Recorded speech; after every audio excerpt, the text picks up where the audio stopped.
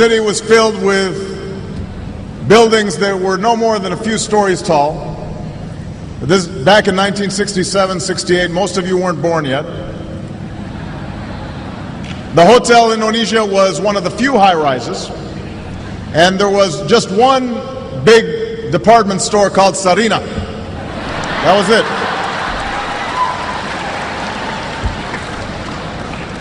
Becaks and Bemos, that's how you got around. They outnumbered automobiles in those days. And you didn't have all the big highways that you have today. Most of them gave way to unpaved roads and the kampongs. So we moved to Menteng Dalam, where, hey, some folks from Menteng Dalam right here. And we lived in a small house. We had a mango tree out front.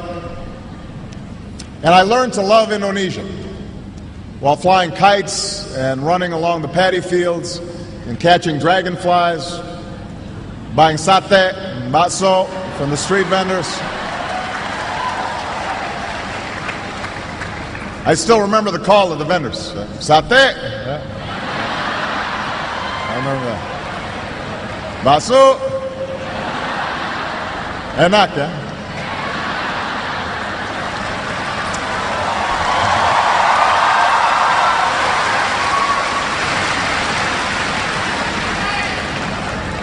But most of all, I remember the people. The old men and women who welcomed us with smiles, and the children who made a foreign child feel like a neighbor and a friend, and the teachers who helped me learn about this country. Because Indonesia is made up of thousands of islands and hundreds of languages and people from scores of regions and ethnic groups.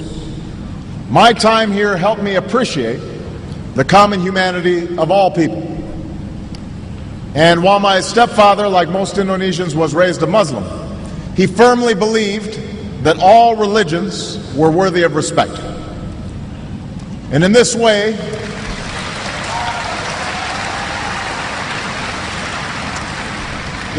he reflected the spirit of religious tolerance that is enshrined in Indonesia's constitution and that remains one of this country's defining and inspiring characteristics.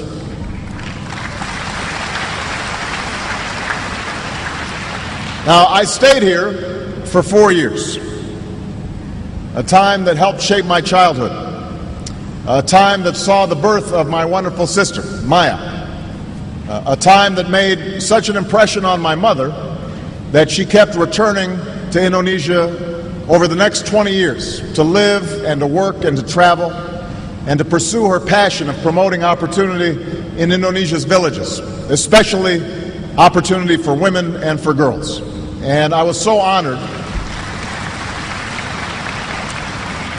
I was so honored when President Yudhoyono last night at the state dinner presented an award on behalf of my mother, recognizing the work that she did. And she would have been so proud because my mother held Indonesia and its people very close to her heart for her entire life.